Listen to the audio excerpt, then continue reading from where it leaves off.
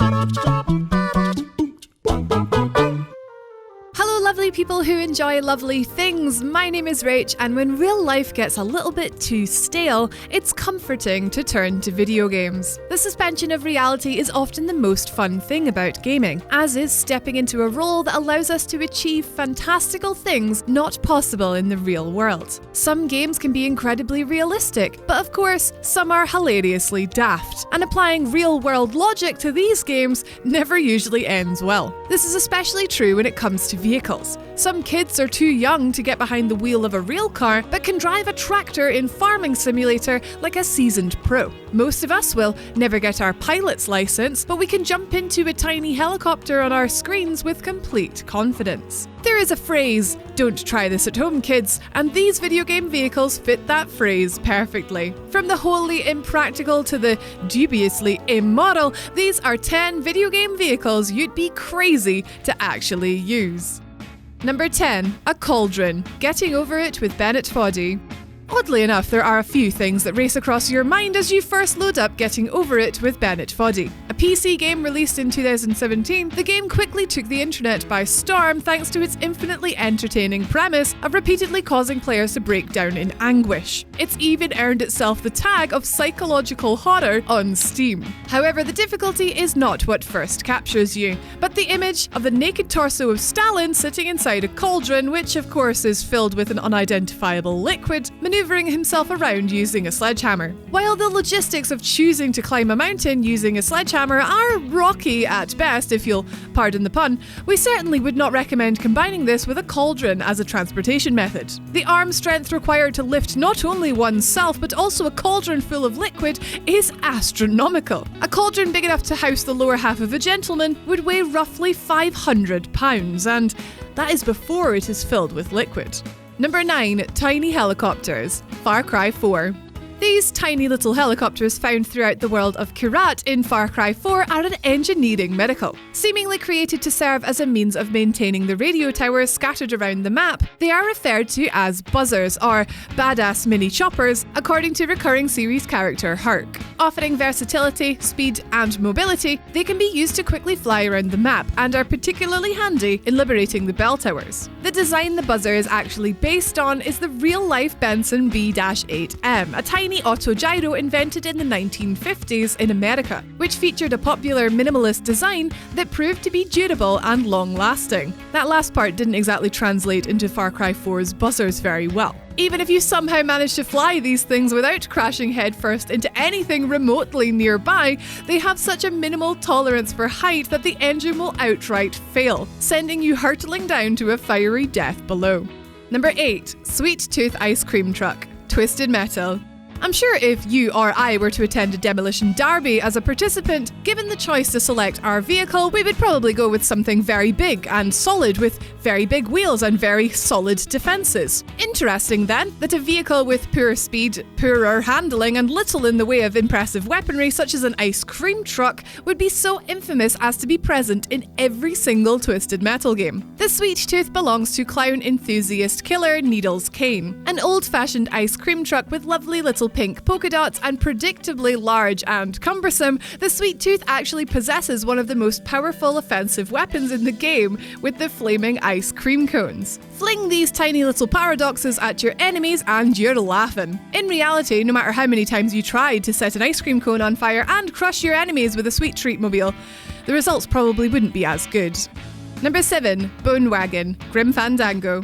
A vehicle befitting a king of the underworld, the Bone Wagon will instead have to make do with Manny and Glottis. In the world of Grim Fandango, reapers are ferried to and from the land of the living to collect souls to carry back to the Department of Death, in order to process them for their journey onward to the land of eternal rest. Manuel Calavera is working off a debt in penance for sins committed during his life and works as a reaper, or travel agent. His driver is Glottis, a giant orange elemental created to drive Manny around in his hilarious bone wagon. Beginning life as a simple hearse, Glottis pokes a large hole in the top and subsequently modifies the car to make it faster and more pleasantly ridiculous looking. It's so ridiculous, in fact, that it actually manages to result in Glottis losing his job.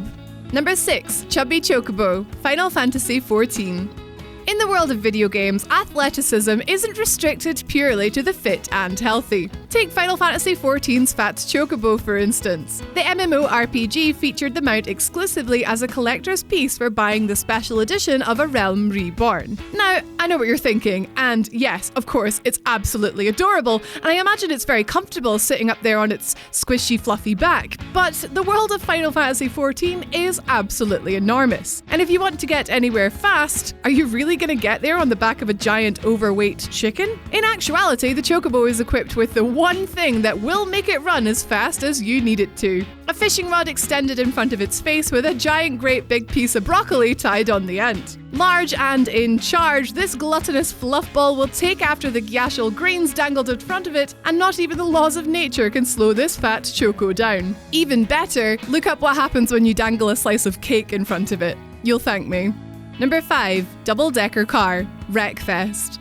Spiritual successor to the Flatout series, Wreckfest is a driving game featuring races and demolition derbies, with customizable vehicles, a career mode, and one hell of a vehicular combat system. In such a strategic racing game where the tiniest bit of damage to your car can cause you to spin out of control, players will need to find a balance between defense and offense in order to gain the upper hand on opponents. Speaking of balance, that is somewhat of an issue with this particular car. Wreckfest essentially offers you the option of driving a bunk bed on wheels, the double-decker car. Hilariously prone to toppling over when attempting the simplest of corner turns, the double-decker car will be familiar to fans of the British TV show Top Gear, when presenters drove a car stacked on top of each other, with predictably humorous results.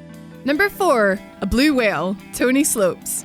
Have you ever wanted to race a crocodile down the side of a volcano? I'm sure you have. Just about everything that you can park your bum on and call a vehicle in Tony Slopes is absolutely bonkers. The titular blue whale shown in the game's marketing and logo is just the tip of the iceberg. Put logic in the bin and then put that bin inside of another bin and then board the bin and race it down a mountain. Office chairs, pool rings, bathtubs, shopping trolleys, a big heckin' double bass, Big Brenda the crocodile, and of course, a giant blue whale with a tail that defies physics. Those are just some of the boards available in Tony Slopes.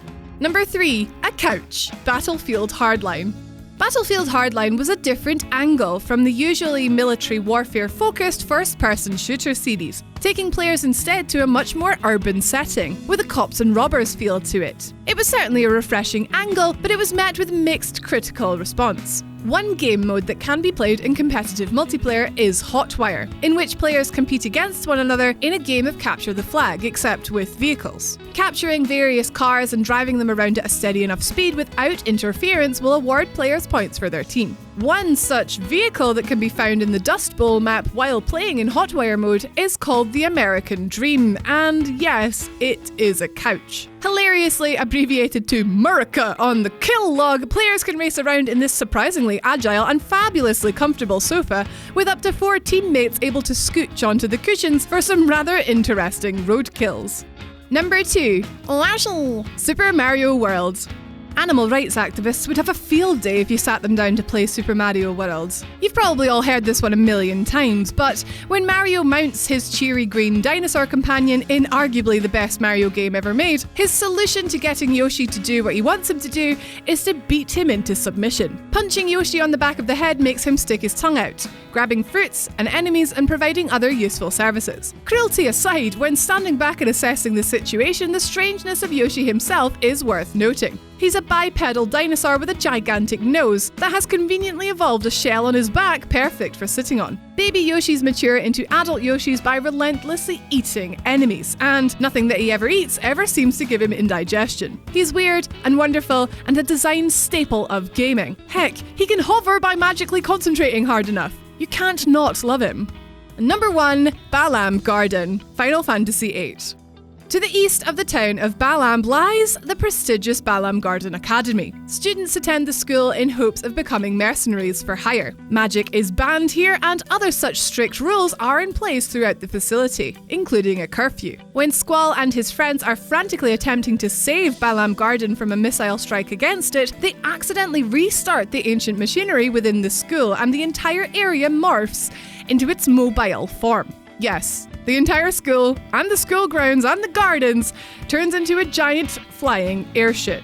It's ludicrous and strangely beautiful and completely impractical. How anyone is supposed to concentrate on learning their times tables when your entire building is soaring through the skies is beyond me. And that's our list. Thank you so much for watching. Hope you enjoyed the video. Any others, be sure to add them in the comments below. You know the drill. Once again, my name has been Rach. You can follow me on Twitter if you like at Don'tRageQuit, but you be sure to have an awesome day. You can do the thing today.